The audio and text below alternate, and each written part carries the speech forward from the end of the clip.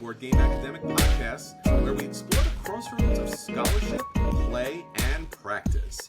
I'm your host, Christopher Carbone, scholar, educator, and of course, lifelong gamer. This week on Board Game Academics, we are going to explore how brilliant minds take analog games to the next level to inform their real-world practice, support meaningful change, and of course, think critically, whether it's in the classroom, clinics, community, or beyond. This week, I'm joined by... Hello, my name is Tarae McQueen of pronouns they, them. I'm a current grad student at San Francisco State University in the Cinema Studies department, and I am overwhelmingly thrilled to be here. Hey! We're so glad to have you here. Thanks for joining us. Yeah, of course. So before we get into all the great work that you're doing, we want to talk about something that we all share, which is gaming, right? So Yes. Do you have a favorite game or game system or mechanic or platform? This is literally the hardest question anyone has to answer because we're asking for just one. But if there's anything that pops into your head, just give us a sense. Oh man, I was just talking to a friend about this. Because pretty much all of my friends are tabletop gamers, which is delightful. Nice. But my friend and I was emotionally traumatizing my very good friend with the Crown of Candy for the first time. And we started throwing out character ideas. And I started promoting Circle of Stars Druid like it was my full-time job. Because I think it is such a 5e specifically. Yeah. I haven't messed around with 5.5 yet, and I don't think I will.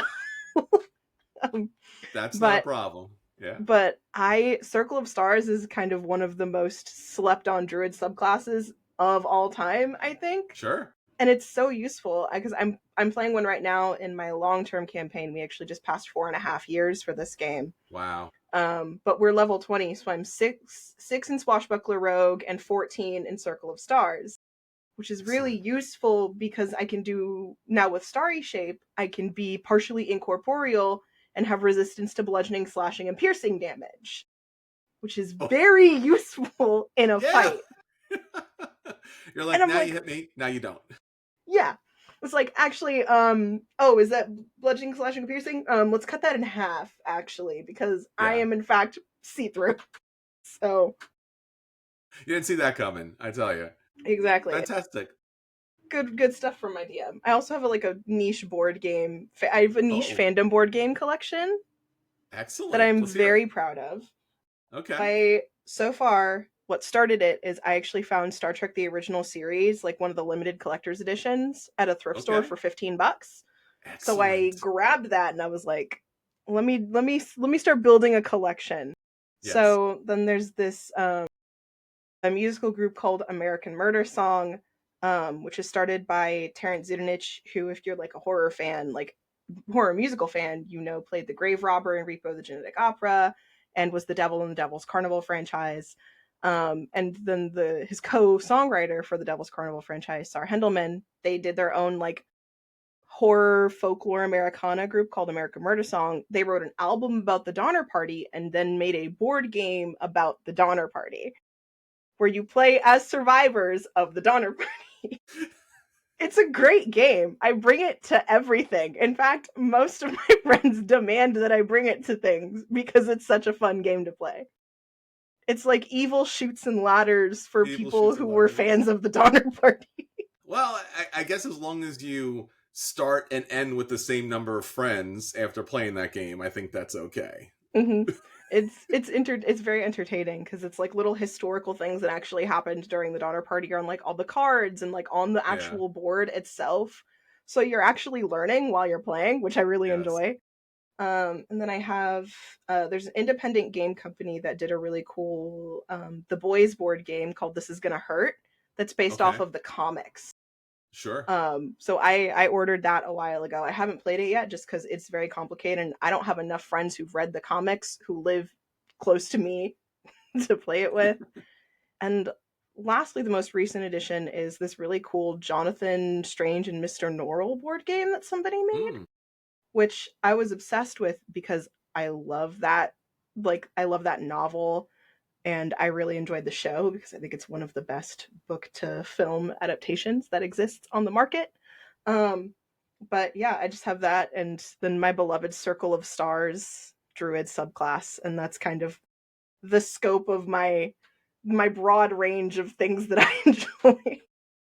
I mean, that's the great thing about tabletop games. It's so wonderfully diverse Mm-hmm. and so, engaging in kind of ways that it tickles things that you wouldn't think, as far as, and a lot of times when people ask me about games and they're like, oh, I might be interested in playing something. And I'm like, oh, okay. I'm like, what do you want to play? And they're like, well, I know there's Monopoly and Scrabble and stuff. And I'm just like, no. We have everything. And they're like, everything? And I'm like, everything. Yeah. They're like, all right, so what about this? What about how would you say, like, you're on the moon, but it's a horror thing, and like, yeah, no, we have that. Oh, all right. What about you Like making Cosmic Horror Cthulhu. Yeah. I like, what if you're making cupcakes, but you're a dragon? Like, we have that too. Like, just like you can name anything. We have all the things. We have all the things. Any topic. How about a game where you're standing in line? There's a game for that. So I know. It's just, we have all the games. We have all the experiences, and that's really wonderful. So, no, I'm so glad that you're experiencing the wide range of tabletop gaming, and especially in bonding with your class character, because I think that's a lot of fun. It's nice to carry that alter ego with you wherever you go. Mm-hmm. Now, if you only could cast some additional spells, but we'll see. I mean, yeah, that's the thing that sucks about. That's why I love bards, because bards get jack of all trades, so you can just take Yes. spells from whatever class. Yes. And I mean, I think we should talk a little bit about this. I mean, obviously that bleeds into your personal character, right? Because you are a bard in your personal life. You do all those jack of all trades stuff. Yes. So before we get into your scholarship, then let's talk a little bit about you. What are you into? What are you doing? Mainly right now, I kind of, so I'm also like a musician in my personal life outside of school, which, because I've been in school full time for so long, has taken a bit of a backseat to a lot of my academic stuff. But I do have a podcast that I started as part of my undergraduate research, that I do intend to continue. That is about kind of, I was taking Barbara Creed's The Monstrous Feminine, and I was applying it to female monsters in horror. And I was kind of taking like a historical analytical framework and looking at, okay, so how are audiences perceiving these female monsters and female monstrosity as a whole?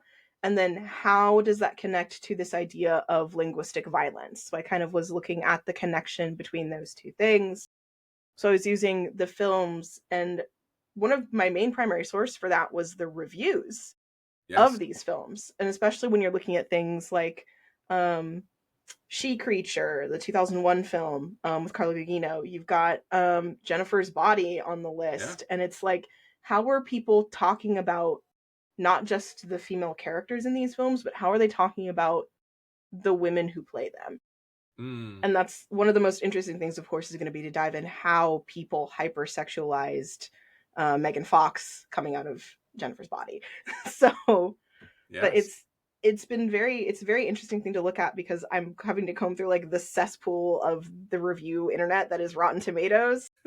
Some of the things that these people say under the facade of anonymity is genuinely terrifying to read as like a femme presenting person, and it's very scary.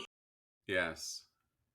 Yeah, and I the hilarious thing is I don't think that they know that more times than not, what they're exposing, what they're revealing.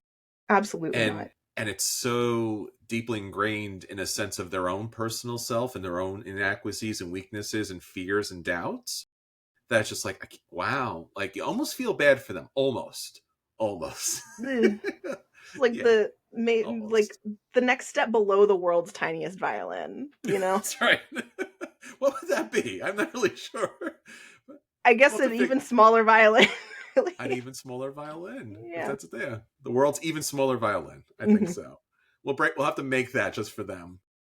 No, it's wonderful. Yeah. That's wonderful critical analysis of reviewing reviews and how that kind of frames the public's conception and consumption of a movie going into it. And movies are there's such powerful soft power in our Mm-hmm. society and how we spread soft power around the world. And then, like you said, the critical analysis is kind of focusing, sometimes incorrectly, in fact. Sometimes the movies are better than the critics, but then the critics, as you said, is there's a homogeneous mass of white cis males who are just like, girl's pretty, but also bad. And you're like, Yeah. Yeah, and I it's guess. sad that like because part of that was like looking at the Annenberg Inclusion Institute's report, and Yeah, it's horrifying that there's still like a 70-30 discrepancy leaning towards men in terms of who's reviewing these films. sure. And pretty much a majority of those are white, even like, and that's Hmm. specifically on like Rotten Tomatoes, but even Letterboxd still has like a 60-40, and there's like Sure. barely any queer representation on the site, though there is a higher margin of women. They're still not really cutting it down on like how many of these people are people of color who has access to these things, especially because part of Letterboxd to get like some of the other features Sure. on it, you have to pay for it, which is really frustrating, especially Yes. if you're a college student, if you're low income, if you're a person of Yes. color who can't really afford that, then that doesn't give you the same level of access to read a lot of these like other Hmm. pieces of literature that they put out. And it's especially for me as like a cinema studies student, so many of those journals, JCMS, are behind a paywall. Of course. So yeah, it Yeah, no, gets it gets inaccessible, and it's really frustrating. it's somewhat, it's on some level, it's purposeful, Mm-hmm. and it's performative, right? Like these things do exist. You just have to work and pay more for it. It's like trying to eat organic. Like, yeah, this is healthier for you, but there's a barrier of entry for it, and we're gatekeeping that kind of stuff. But isn't it great that we have that stuff? Like, or a lot of the kind of political rhetoric is like, uh, you have access. Like, instead of like, you have like you want universal healthcare. How about access to healthcare? It's like, yeah, I Mm-hmm. have access to buying a Lamborghini, but that's highly unlikely that'll ever happen. And Yeah. I don't necessarily feel bad about it. And I still need to get to work. So maybe public transportation, I'll deal with public transportation. So Yeah. no, it's an ongoing challenge in all of these industries. And again, to talk about scholarship and obviously reviews and journal articles and things of that nature, that's one of the reasons why Board Game Academics is open, free access to everyone. There's no paywalls, there's no gatekeeping, there's no hoops to jump through. We want to have our research and scholarship and scholars as supported as possible, because otherwise it's just performative. We have to change, in this case, the table in which we play, right? It's not just about having one or two people at the table. The table needs to change. The Yeah. table was constructed in a certain manner, right? Like, depending on your particular height, right? It's one of those situations where there will be people who are not comfortable sitting there, purposely so, or the chairs are just made for one type of people. So Yeah. we always talk about in the podcast, and we talk about obviously in the academic journal, we welcome everyone to the table, but we always must be very cognizant that the table is purposely not built for everybody. Mm-hmm. So we're hoping with this journal and with your scholarship here that'll change. Yeah. That's So let's actually very talk about excited your to be a part of it. scholarship. Yeah. Yeah. So you're coming to the Strong National Museum of Play, our third annual conference on October 4th and 5th.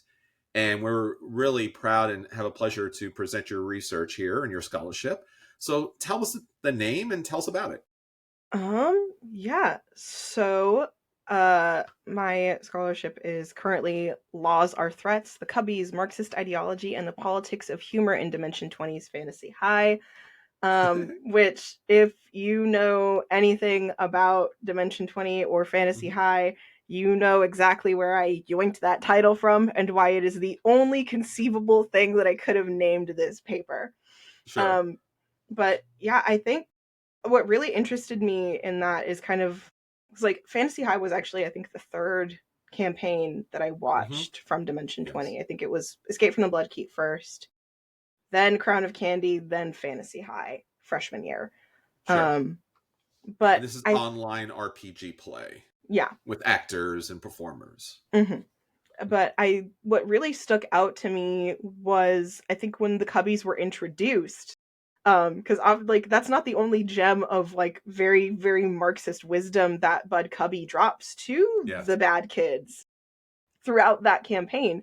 Right from the moment he is introduced, he is very, very his family describe themselves as anarcho-socialists, pretty much right from the jump.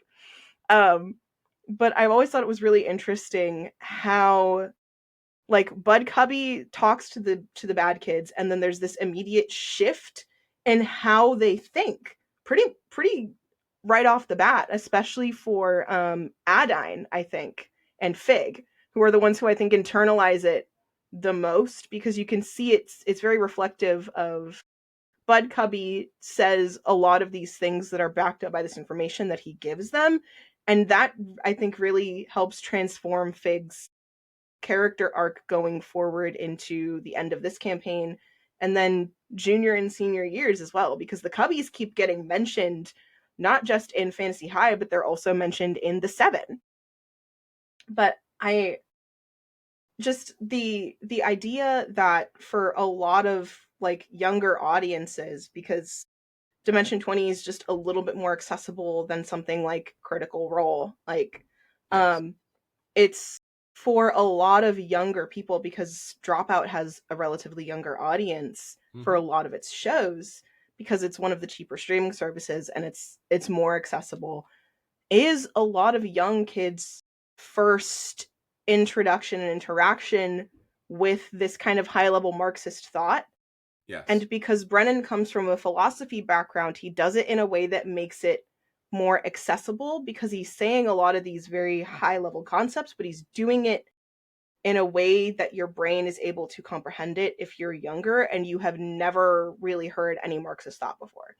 Yes. It's kind of, Brennan is doing kind of the thing that Engels did with the principles of communism, so you don't actually have to go and read Das Kapital. You can just get like the bullet point summary of everything that Marx is trying to say, but in a more digestible format with the principles of communism, because it's just a summary.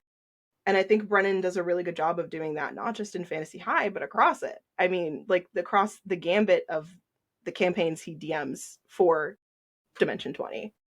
Absolutely. And I think it's so very interesting, like we talked about at the very start, how as people we bleed into the characters and how the characters also bleed into us. So there's an understanding of multiple worlds at the same time, and then there's an education and a transfer of knowledge that we can provide. So yes, tabletop gaming, a lot of fun, amazing fun, but it's certainly a platform and an opportunity and an opening, a magic circle, as they talk about, where you can bring knowledge and express it in such a way that it is accessible and understandable, because a lot of these concepts are not just complex, but they're made purposely complex in the world and the context in which we live. So if we can bring them to another world and have that conversation, they can kind of flourish, because they're not, impeded by all the other rhetoric that's pushing back against it. Yeah. And that, I think that's part of also where Brennan's summer camp background comes in, because he's used to being able to communicate these things to a younger audience, or audiences that might not necessarily have the same educational background that he does. And I think that is what makes him such an interesting GM to watch, because he's creating these really brilliant worlds, but he's also, every single campaign he's DM'd has some sort of deeper, like, socio-political critique or message behind it. Yes. And again, that's just part of his character bleeding into the DM-ness that he's providing, and it's creating a world in which people can interact and understand. And I think it's so funny, because when I read your abstract, it just hit me, because his words obviously impacted me in a meaningful, purposeful way in the real world, so to speak. And I think about those because, again, tabletop gaming is so dynamically interesting no matter what game you play, because all it is a set of rules. And that's just kind of hilarious. I'm having fun with rules. Someone gave me rules. Like, rules are the things in society we're supposed to break and push back upon, mostly, not always, right, for safety concerns. But rules. And then the more you play with rules in tabletop gaming, the more you kind of pop out of tabletop, you look around the world around you and you go, oh, there's rules everywhere. And I'm following rules without even thinking that they're rules. And what if I didn't follow the rules? What if I didn't play along? Like, yeah, maybe there'll be consequences, but also the rules are not real, I guess like quantum physics dynamics in which we live, right? They're just, things that we've thought up over time. And I think a lot of people like yourself here have kind of examined, like you said earlier, with the critiques of women in film, and also have come to understand in the same sense that by the sense of art, which we usually don't think is powerful and strong and dynamic as like hard science, right?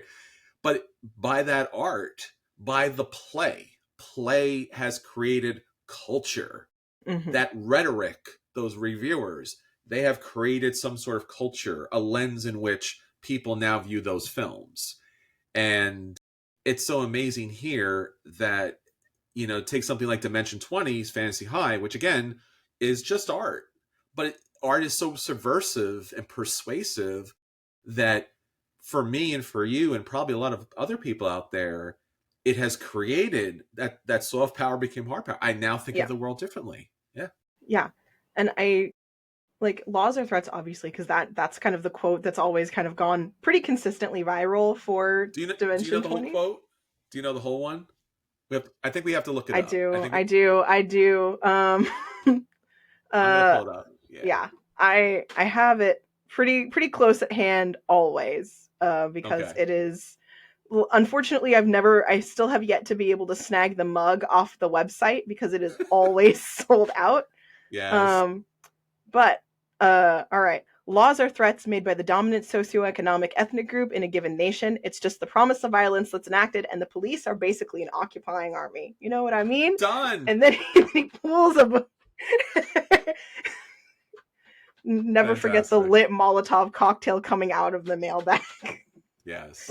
It was lit the whole time, kiddo. So here you are, you're taking a piece of art, you're taking, again, depending on how we kind of frame it, and it can be framed in a lot of different ways because it's a lot of different things. Your scholarship here, what do you hope to do with it? What impact do you hope it has? What openings or transformations or understandings do you think will come out of this? Or people come to the presentation and they're like, I love that. What am I getting from you? Like, what's your work in here?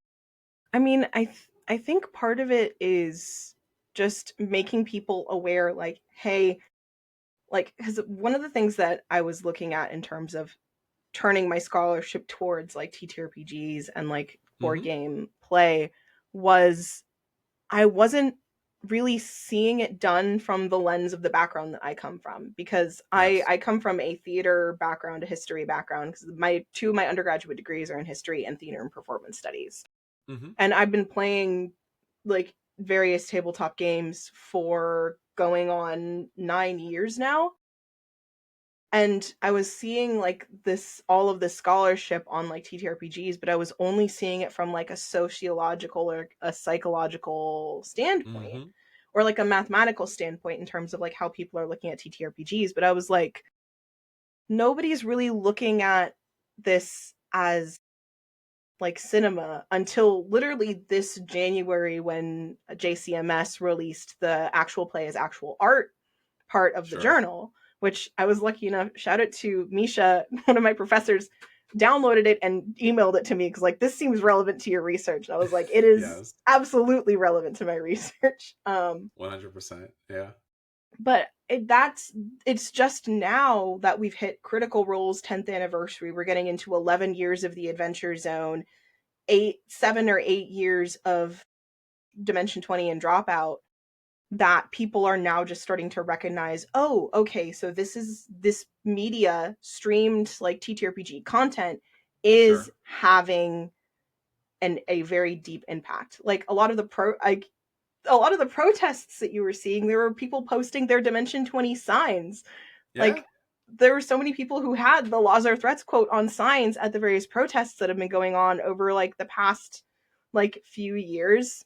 A lot of queer people have been using "We've Been Here the Whole Time" on their like pride signs. There's a creator on TikTok who actually got permission to use like the Game Changer loops and has like stickers that are officially like recognized by Dropout that say "We've been here the whole time" with like various queer pride flags on them. Yes. So it's like it's very much become a part of that revolution in terms of these shows are having an impact on their audience in a very deep and meaningful way that is teaching them and giving them access to these ideas. I mean, like Fantasy High, I think the Cubbies are a huge part of that, but I mean if you look at like the Unsleeping City, the fact that Robert Moses, the literal embodiment of gentrification, is one of the secondary BBEGs, and the primary one is the American dream. They have to kill a corrupted version of the American dream.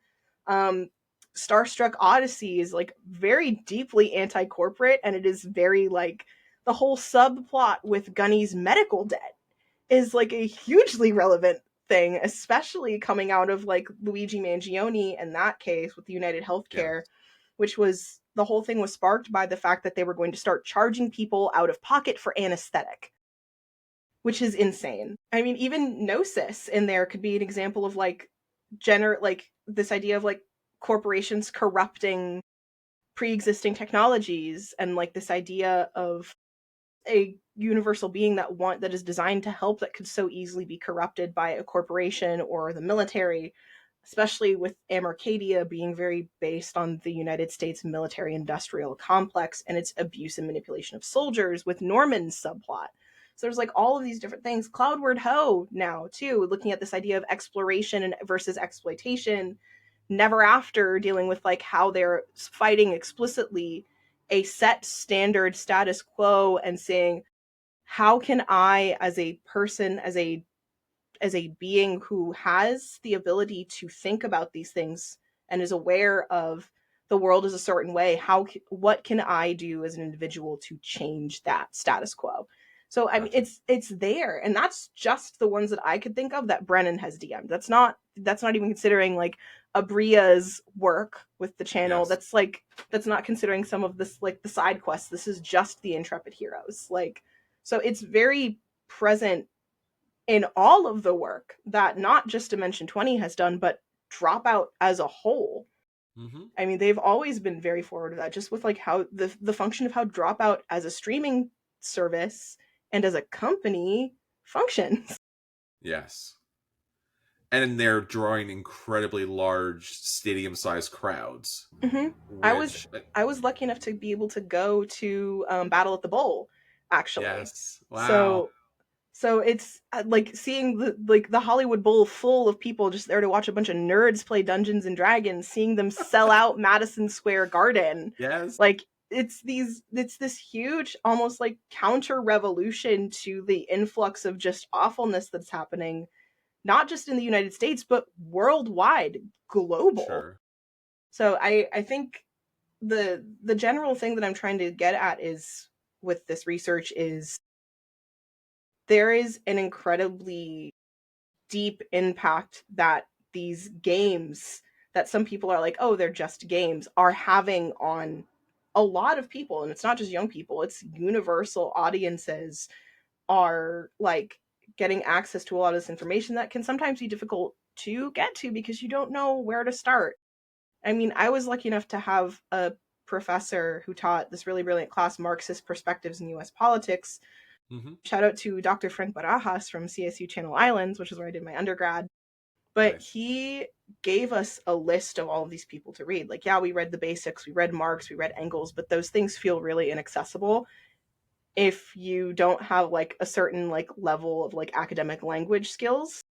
So those things can be hard to read. But then you have people like Saul Dialinsky, who's kind of the backbone of a lot of my research for Dimension 20.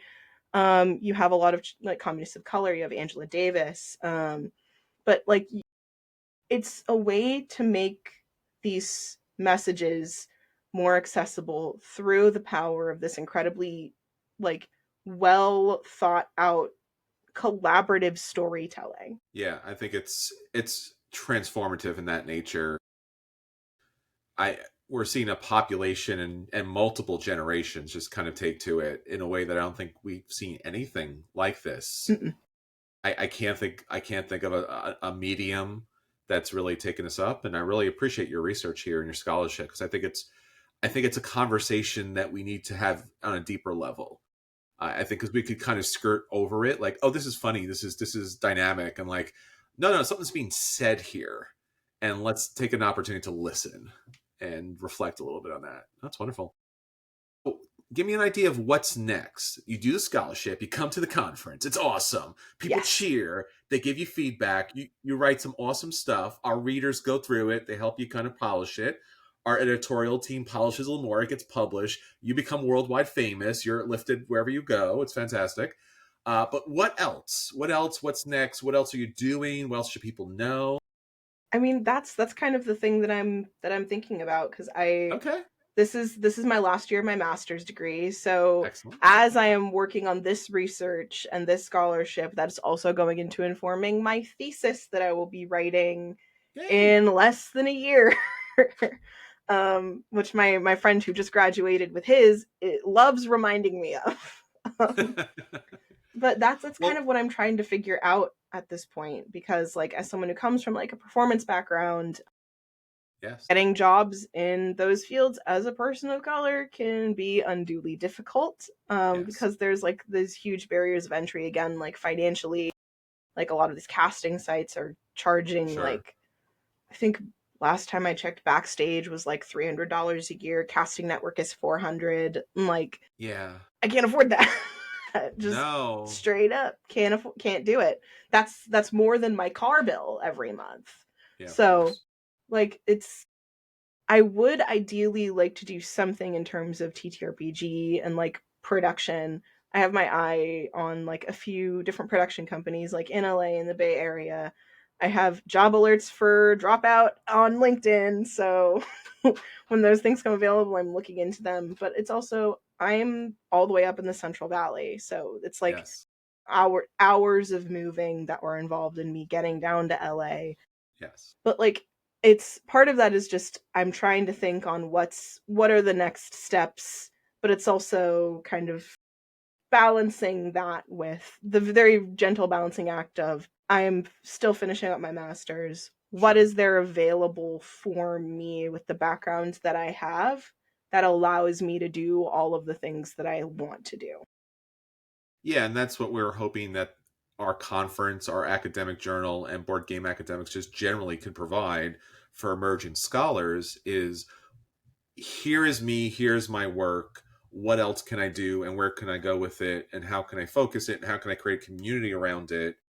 And the conference is great because a lot of it's obviously the presentations and the tours and the interactions, but the networking and the collaboration of, like, you have a wonderful idea, can I lend something to it? Or what can I lend? Let me ask you that question. What do you need? How can we kind of support and serve that? So I think that's what's so wonderful about our community.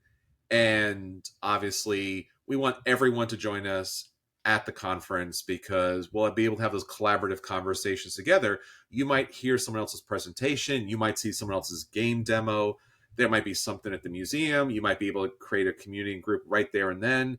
And obviously, taking the next step, see where those goes, because so much of this stuff is groundbreaking. And when it's groundbreaking, it's frontier material, it's new stuff, and you have to boldly go where no one's gone before. See what I did there? Yeah, I did a thing there. So now that being said, there's so much more to say. So we want people to come to the conference and talk to you more about it. But is there anything at the conference that you're looking forward to? Anyone's work that you might want to kind of interact with? Yes, there's a few that I kind of have Yes. my eye on. The role playing games, general education, and understanding culture looks really exciting. Nice. And as someone who's like a huge fan of Arthurian myth, Yeah. the Around the Round Table looks like a lot of fun. And the affordances for queerness in virtual D&D also is very exciting, just because that just describes my entire Saturday D&D group. Because Nice. we met on TikTok, we've played exclusively on Discord for over 4.5 years now. Wow. and all of us are queer, including like it's like all of us kind of discovering ourselves and our identities kind of through being together, playing this game, playing these characters. And we're kind of getting to the end of it, so it's very that bittersweet time of like, oh, we met and became friends through this campaign, through these characters, and we're gonna have to let them. Yes. Well, they become part of you, right? They're already a part of you 100%. So yeah, a new beginning. So no, a lot of wonderful opportunities to kind of interact, engage. Actually, just to let you know, Andrew Parks, the game designer, last year he published Arthurian Tales, which is a reimplementation of Arabian Nights, and it is really interesting because it's Arthurian legend, but he takes a modern stance with it and does a lot of different things with the characters and the relationships more than I guess Arthurian Legends has done historically. So that's something else you might want to take a look at. Hopefully, Andrew will be joining us at the conference. But a lot of wonderful stuff to see. So we'll talk more about that in October, I guess. Yeah, absolutely. Well, thank you again so much for joining us. And if you'd like to find you out there in the world, where could they find you? Like what links, what areas do you kind of dwell in? Well, I primarily post a lot of my like TTRPG content creation stuff on TikTok under Munchkin Ray, which is Munchkin with 2 I's .RAE. That is also the same as my Instagram handle. But yeah, those are kind of the two primary places you can find me outside of my fun little corners of the internet on Tumblr. Excellent. Well, if you'd like to find their work is in the show notes. So you'll be able to have access to all of that. But obviously, the most access and the best access is at the conference. So we're hoping that you will join us all there. And until next time, thank you so much for everyone for joining us here. Keep rolling and thinking critically. Take care, everybody.